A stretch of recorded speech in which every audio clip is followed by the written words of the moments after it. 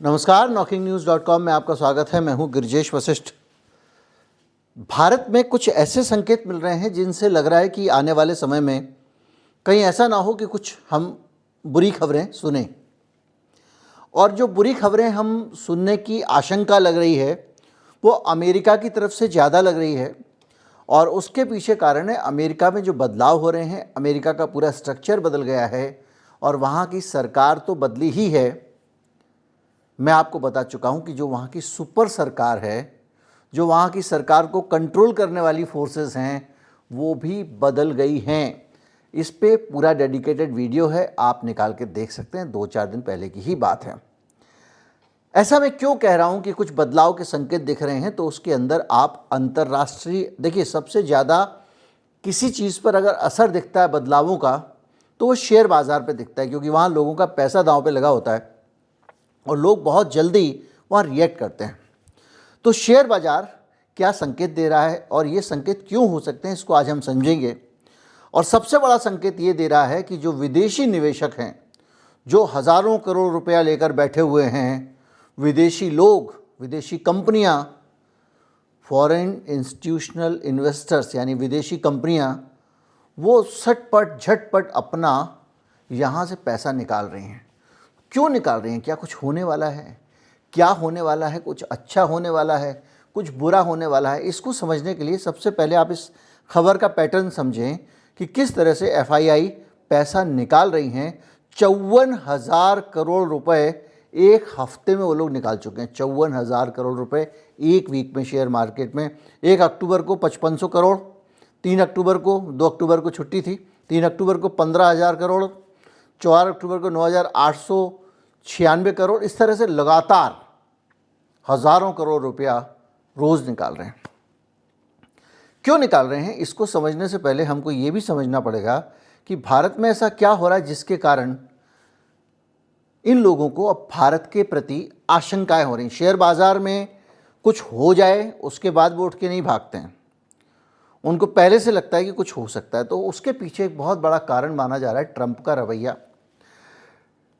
मैंने आपको बताया था कि किस तरह से भारत की बहुत ज़्यादा अमेरिका में भारतीयों की प्रतिष्ठा दांव पर लग गई है और वहाँ पर भारतीयों के खिलाफ अभियान चल रहे हैं। उनको मलभक्षक और तमाम इस तरह के नामों से संबोधित किया जा रहा है और उसकी बहुत सारी वजह मैंने आपको बताया था। लेकिन एक सबसे बड़ी वजह यह है कि वहाँ पर भारतीयों की संख्या अब अमेरिकन्स को खटकने लगी है और वो ये कहते हैं कि ये लोग आके हमारी नौकरी खा रहे हैं। चुनाव से पहले भी ट्रंप इस पे जोर दे चुके हैं कि बाहर के लोगों को नौकरी बाद में देनी चाहिए, पहले अमेरिकन्स को देनी चाहिए। इस बीच में आंकड़ा ये है कि भारत से हर 6 मिनट में एक आदमी अमेरिका के अंदर गैर कानूनी तरीके से घुस रहा है। कानूनी वालों को छोड़ दीजिए, हर 6 मिनट में, हर 1 घंटे में 10 आदमी हो गए। तो ये पूरी जो तस्वीर है, इस तस्वीर के बाद डोनाल्ड ट्रंप का सबसे खतरनाक बयान आया है और उसका कहना यह है कि ये हज़ारों हज़ार लोग जो अमेरिका में हैं उन सब को हम डिपोर्ट करेंगे, वापस भेजेंगे। और अगर भारत ने इनको लेने से मना किया, दाएं बाएं किया, चूं चपड़ किया, तो हम भारत को नॉन कोऑपरेटिव नेशन का दर्जा दे देंगे, यानी एक ऐसा देश जो सहयोग नहीं कर रहा है। और इस दर्जे को देने का मतलब यह है कि वो बहुत सारे सैंक्शन और ड्यूटीज़ भारत के ऊपर लगा देगा। अब ट्रंप ने केवल ये जो असहयोगकारी देश के तौर पे ही भारत पे आरोप नहीं लगाए हैं, इसके अलावा भी उन्होंने बहुत सारे आरोप लगाए हैं। उन्होंने कहा है कि भारतीय उत्पादों पे वो उच्च कर लगाएंगे। ये दिसंबर में पिछले साल, मतलब अभी महीना भर पहले बयान ट्रंप ने दिया था और इससे ये साफ दिख रहा है कि भारत के ऊपर अमेरिका की सख्ती बढ़ने वाली है। शपथ ग्रहण समारोह में पूरी कोशिश की गई, यहाँ से विदेश मंत्री वहाँ पड़े रहे कि भैया मोदी जी को बुला लो, मोदी जी को बुला लो। जो ट्रंप गुजरात में मोदी के साथ शो कर रहा था, जो ट्रंप अमेरिका के चुनाव में कह रहा था मेरा दोस्त है नरेंद्र मोदी, आने वाला है, चुनाव में आएगा, मोदी जी नहीं गए थे, वो ट्रंप आज हालत ये है कि भारत में मोदी जी को उसने अपने शपथ ग्रहण समारोह में इनविटेशन नहीं भेजा है। ट्रंप बाकायदा ये कह रहा है कि वो भारत में 18,000 से ज़्यादा अप्रवासी हैं उनका डिपोर्टेशन करेगा, उनको वापस भेजेगा। जैसा मैंने आपको बताया कि वो ये कह रहा है कि अगर ये नहीं लेंगे तो हम इनको नॉन कोऑपरेटिव देश का ठप्पा लगाएंगे। H1B वीज़ा है, जिसमें मैंने बताया H1B वीज़ा होता है वो वीज़ा जो कि वहाँ पे काम करने वाले कर्मचारियों को एक टेम्परेरी वीज़ा मिलता है। जब तक वहाँ नौकरी कर रहे हो उतने समय के लिए वो आपको वीज़ा मिलेगा, नौकरी ख़त्म, आपका वीज़ा ख़त्म। तो वो जो है सारी की सारी चीज़ें ये बता रही हैं कि इनको लेकर ट्रंप का सख्त रवैया है।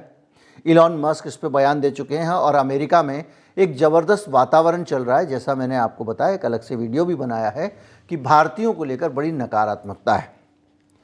इन पूरी तस्वीरों के बीच में फॉरेन डायरेक्ट इन्वेस्टमेंट वाला आदमी जो है, FDI वाला, वो भी भारत की तरफ से आशंकित है। एक तरफ ये foreign institutional investor share market से तेज़ी से पैसा निकाल रहे हैं, दूसरी तरफ फॉरेन डायरेक्ट इन्वेस्टमेंट वाले जो हैं उन्होंने भी भारत से जल्दी जल्दी अपना पैसा निकालना शुरू कर दिया है। तो ये पूरी FDI वो होते हैं, वो लोग होते हैं जो विदेशी लोग भारत में कंपनियों की हिस्सेदारी खरीद लेते हैं। वो शेयर मार्केट से शेयर ना खरीद के सीधे कंपनी में पैसा लगाते हैं कि भाई अंबानी का, अडानी का इतना शेयर हमने ले लिया। वो लोग भी अपना पैसा यहाँ से निकाल रहे हैं। तो ये पूरी तस्वीर दिखा रही है कि भारत के अंदर कुछ ऐसा पक रहा है, कुछ ऐसा गड़बड़ हो रहा है जो वो लोग अभी से देख ले रहे हैं, जो हम लोग नहीं देख पा रहे हैं। एक तो ये ट्रंप का रवैया जो भारत विरोधी है, और ट्रंप किसी भी हालत में भारत के खिलाफ कुछ करेगा ऐसा ही वातावरण बन रहा है। ट्रंप के वहाँ पर आने का मतलब कुछ और भी है, क्योंकि ट्रंप अगर आया है तो सिर्फ ट्रंप नहीं आया है, बहुत सारी जो वहाँ की सुपर पावर थी, वहाँ की जो डार्क स्टेट कहा जाता है, कभी कोई कुछ कहता है, कोई डीप स्टेट कहा जाता है, यानी वहाँ के जो रईस लोग जो सरकारों को नियंत्रित करते हैं, इनको संचालित करते हैं, जिनके हित के लिए अमेरिका नीतियाँ बनाता है, वो रईस भी बदल चुके हैं। मैंने आपको अपने वीडियो में कुछ दिन पहले बताया था। और इसी का नतीजा ये देखने में आ रहा है कि कैसे एक एक करके पूरी दुनिया में ज़बरदस्त धमकियां ट्रंप की तरफ से आ रही हैं, और उसमें भारत में चुपचाप तरीके से इस तरह के बड़े कदमों का भारत के प्रति ऐलान करना ट्रंप का उनको डरा रहा है। तो एक तो हो गई स्थिति वो जो कि हमारे ऊपर अमेरिका की टेढ़ी नज़र है, दूसरा हमारे आंतरिक हालात भी कुछ ऐसे हैं जो हमें चिंतित करने वाले हैं। और वो हालात ऐसे हैं कि भारत में रुपए की गिरावट लगातार हो रही है। रुपए की गिरावट से इन्वेस्टर को क्या फ़र्क पड़ता है ये समझिए। आज वो डॉलर भारत में लेके आया, उसने इन्वेस्ट किया, तो उसका पैसा जब उसने रुपए में लगा दिया तो उसका पैसा नीचे गिर रहा है, क्योंकि वो रुपया बन चुका है। अब मैं यहाँ पे वो जूही चावला वाला उदाहरण नहीं दूंगा, ये है। दूसरा, कच्चे तेल की कीमतें जब बढ़ती हैं तब भी निवेशकों के लिए ये थोड़ा सा चुनौतीपूर्ण हो जाता है।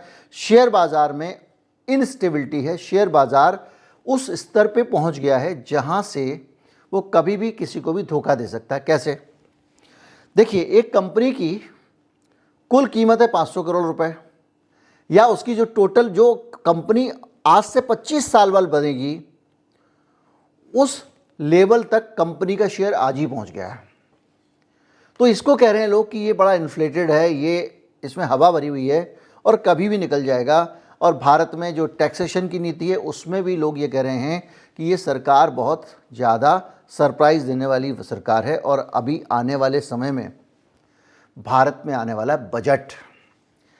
बजट के बीच में जो खबरें हैं वो खबरें ये हैं कि एग्रीकल्चर 54% लोग, हमारे देश के लोग कृषि क्षेत्र में इन्वेस्ट करते हैं।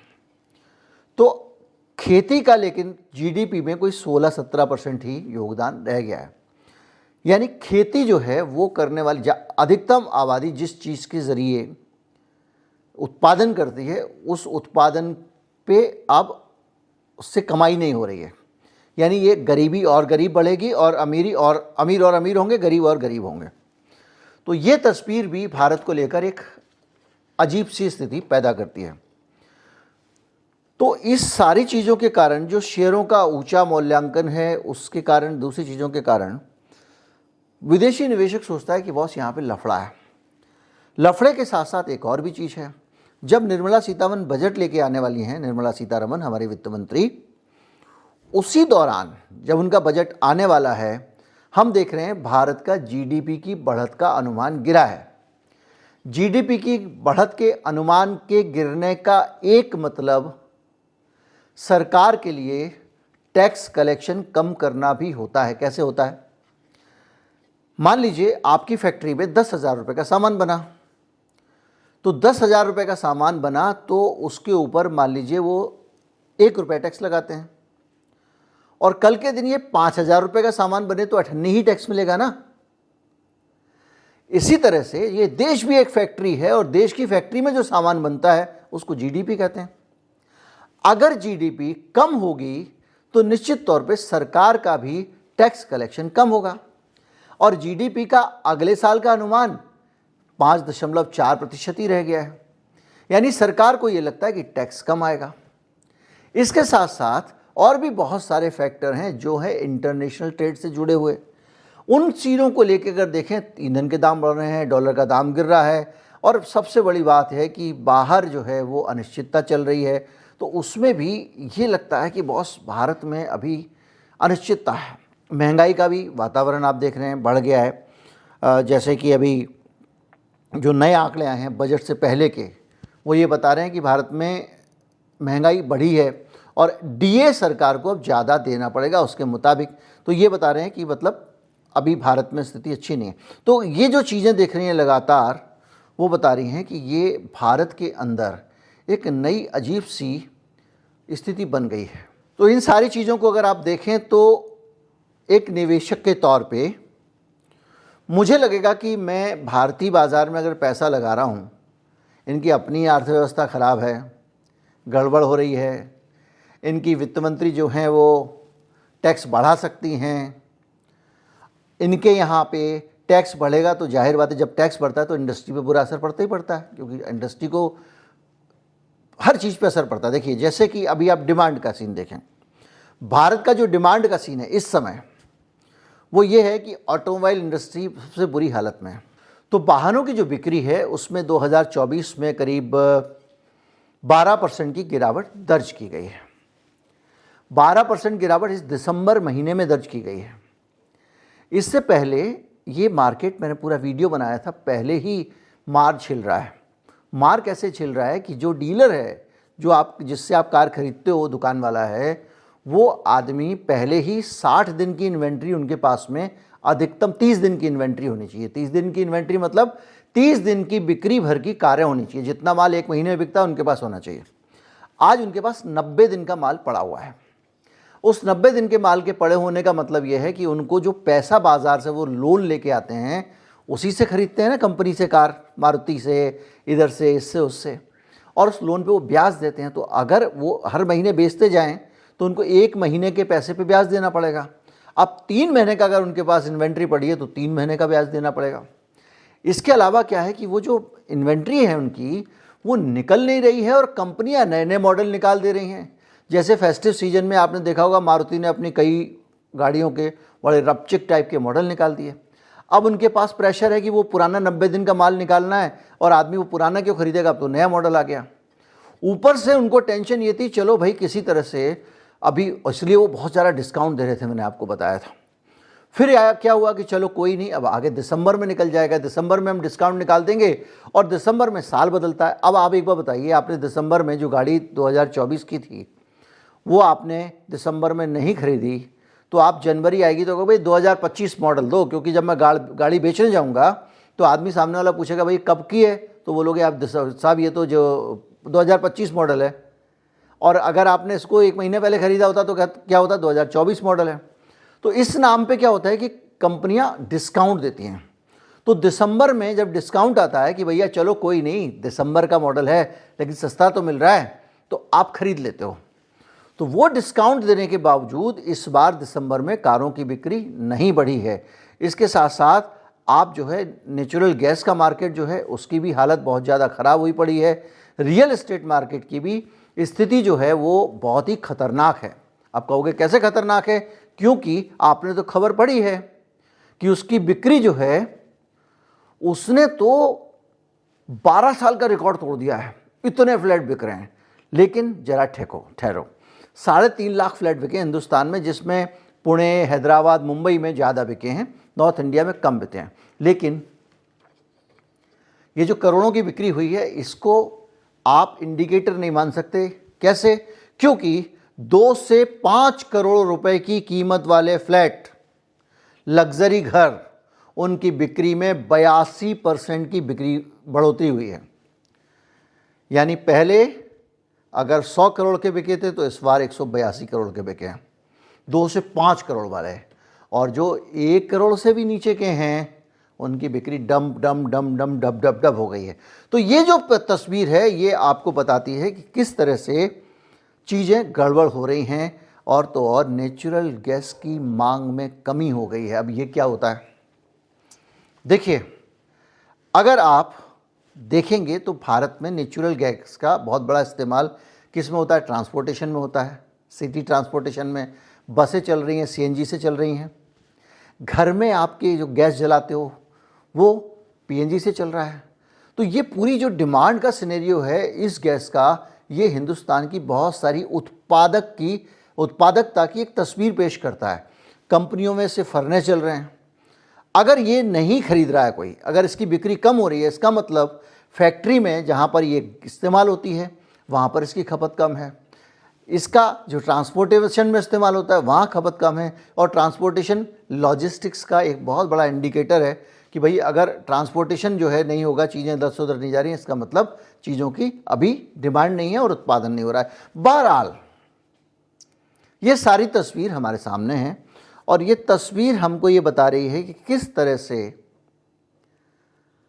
हमारी आंखों के सामने ये दिखाई दे रहा है कि आने वाला साल 2025 पता नहीं किस करवट बैठेगा।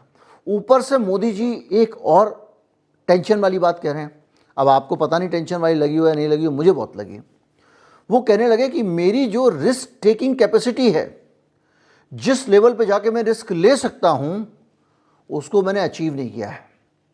यानी जो जोखिम लेने की क्षमता है उसका मैंने पूरा इस्तेमाल नहीं किया। अभी उन्होंने एक उद्योगपति को इंटरव्यू दिया, पत्रकारों को तो देते नहीं, ये उसमें बोला, यानी आपने जो नोटबंदी में रिस्क लिया था पूरे देश की कीमत पे, लॉकडाउन में लिए बड़े बड़े रिस्क, वो रिस्क कुछ भी नहीं थे, अभी उससे बड़ा रिस्क लेने की तैयारी कर रहे हो। भैया रक्षा करे प्रभु।